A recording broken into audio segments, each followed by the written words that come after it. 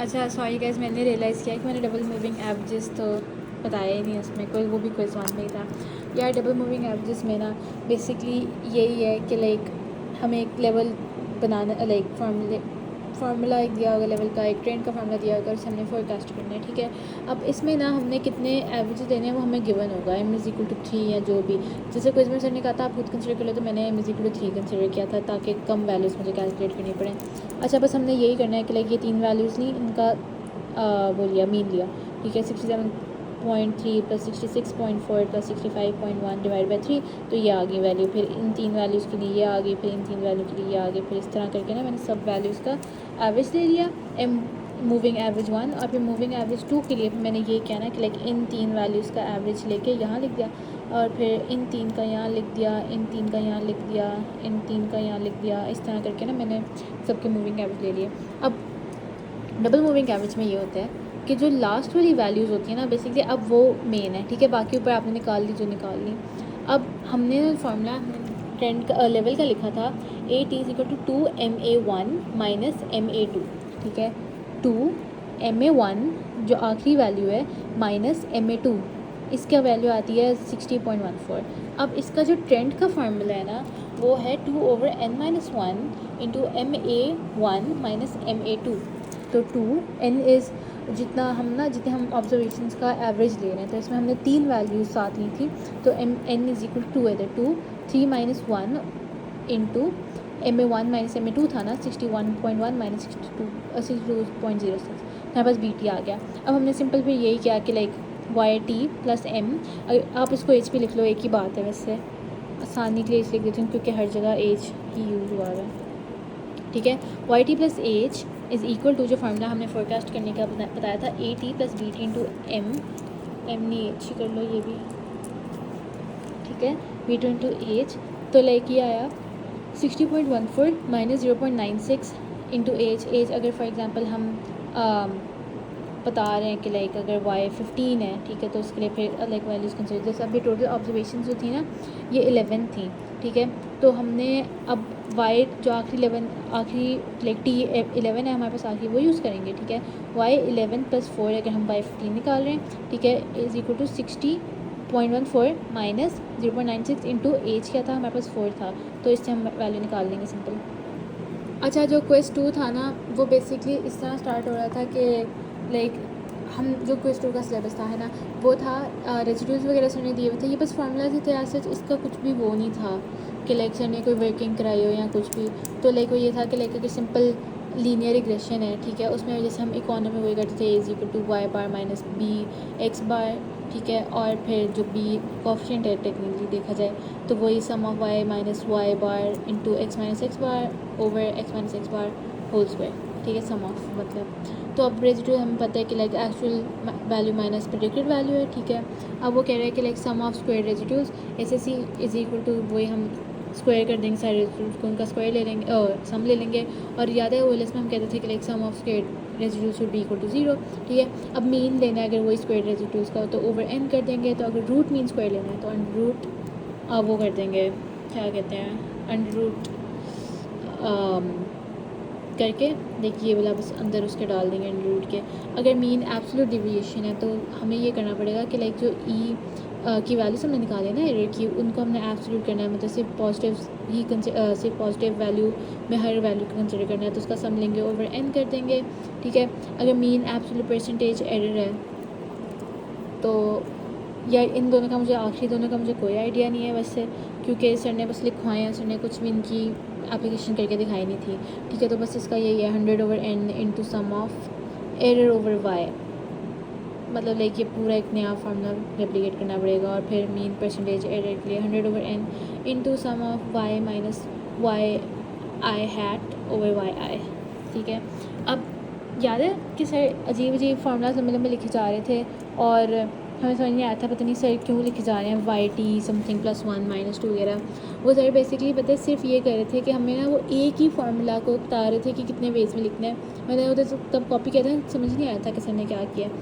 तो अब बस ये करना था कि जैसे हमारे पास फोरकास्टिंग का फार्मूला ये है, ठीक है, सिंपल एक्सपोनेंशियल का, हमने उसमें बस ये करना था जैसे सर ने क्या किया कि पहला ना हम बस उसके अल्फाज को सेपरेट कर दिया, ठीक है। अब जो Y T minus Y T है वो एक्चुअल माइनस प्रेडिक्टेड मतलब रेजिड्यूल, तो वो रेजिड्यूल आ सकते हैं। अब हमने वाई टी लिखा है is equal to alpha Y T minus one plus one minus alpha Y T plus Y T minus one hat, ठीक है। उसको हमने दिखाया कि हम टी को टी माइनस वन में भी कन्वर्ट कर सकते हैं, और जो टी माइनस वन है इसका फिर टी माइनस टू बन जाएगा, और मतलब ये भी लाइक टी माइनस टू बन जाएगा। और किस तरह अब हम लिंक कर सकते हैं वाई टी को वाई टी माइनस टू से, बस इसको इधर पुट कर इसको इधर पुट करके, अब वो दोनों लिंक हो जाने थे।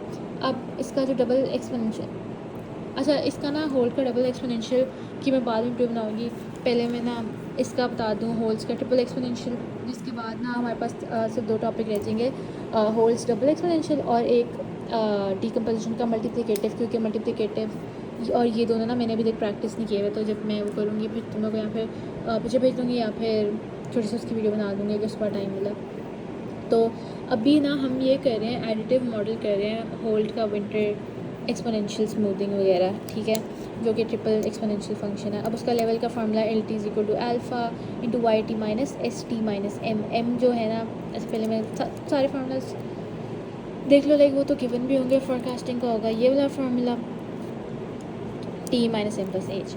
अब इसमें क्या है कि हमारे पास अल्फ़ा भी गिवन होगा, बीटा भी गिवन होगा और गैमा भी गिवन होगा।